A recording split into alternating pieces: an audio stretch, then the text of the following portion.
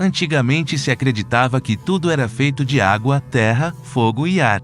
Mas de certa forma eles não estavam tão errados assim. Os 4 estados da matéria mais comuns são bem parecidos: sólido, líquido, gasoso e plasma. E nesse vídeo vou mostrar tudo sobre os 7 estados físicos da matéria. E se você quiser me colocar no estado de felicidade, inscreva-se no canal. Todo mundo percebe intuitivamente a diferença entre os 3 estados físicos da matéria, mas não necessariamente você sabe a diferença entre eles. Então primeiro vou falar quais são as características deles. Sólido. Nesse estado físico, as moléculas ficam muito próximas umas das outras, e se movendo tão devagar, que têm posições fixas uma em relação à outra, dando assim uma forma determinada. Se você colocar um cubo de 1 centímetro de volume em um cilindro de também 1 centímetro, não vai entrar.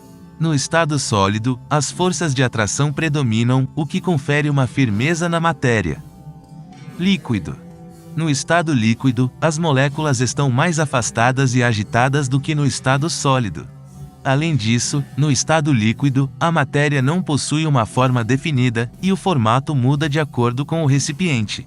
Os líquidos são fluidos, e fluidos têm uma característica que é viscosidade. Um exemplo é o mel, que se você deixar escorrer um pouco de mel, ele vai demorar bem mais para escorrer que a água, porque o mel tem mais viscosidade. Outra peculiaridade dos líquidos é a tensão superficial. Se você já se jogou de barriga na piscina, você sabe o que estou falando. Essa tensão que faz navios boiarem, e responsável pelo formato das gotas. Gasoso. No estado gasoso, as moléculas ficam mais agitadas, rápidas e com uma força de repulsão predominante.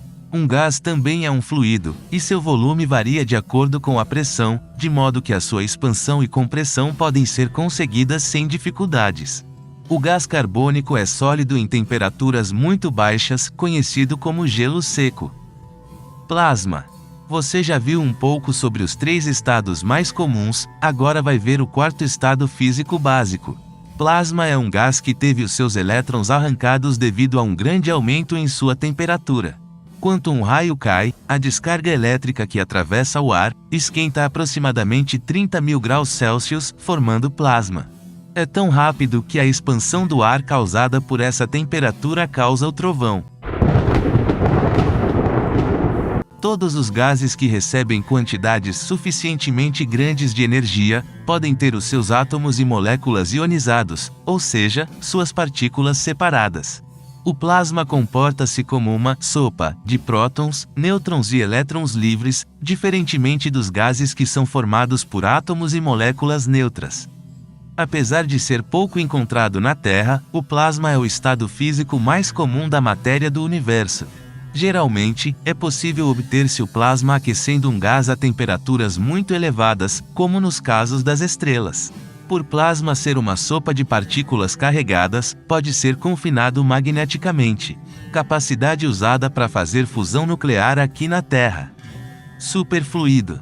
Esse nome é dado aos fluidos que apresentam características especiais, características essas muito diferentes da que encontramos no nosso refrigerante ou suco. Ele surge quando esfriamos um fluido próximo do zero absoluto. Próximo, porque nada pode chegar a zero absoluto. Porque temperatura é o movimento médio das moléculas. Mas existe uma quantidade mínima de movimento permitido, zero movimento das partículas é proibido pelas leis quânticas. Por isso que alguns elementos não solidificam nunca, e isso é essencial para atingir 2 estados extremos na matéria. O condensado de Bose-Einstein, que vamos falar ainda, e o superfluido. Quando alguns elementos são estriados a cerca de 2 graus acima do zero absoluto, 2 Kelvin, algumas substâncias se comportam de maneira anormal, ficando com viscosidade zero, o que lhe permite fluir sem qualquer perda de energia. Isso significa que se você colocar hélio superfluido em um copo e dar uma girada no recipiente, o hélio literalmente giraria para sempre. Este estado da matéria é tão estranho que tem a capacidade de fluir para cima contra a gravidade, parecendo ignorar a gravidade. Condensado de Bose-Einstein. O condensado de Bose-Einstein é encontrado em estrelas de nêutrons. A matéria estar tão comprimida que os prótons e elétrons dos átomos foram colapsados juntos numa massa superdensa de nêutrons. Parte do interior da estrela estar no estado exótico condensado de Bose-Einstein. É impossível recriar uma estrela de nêutrons aqui na Terra.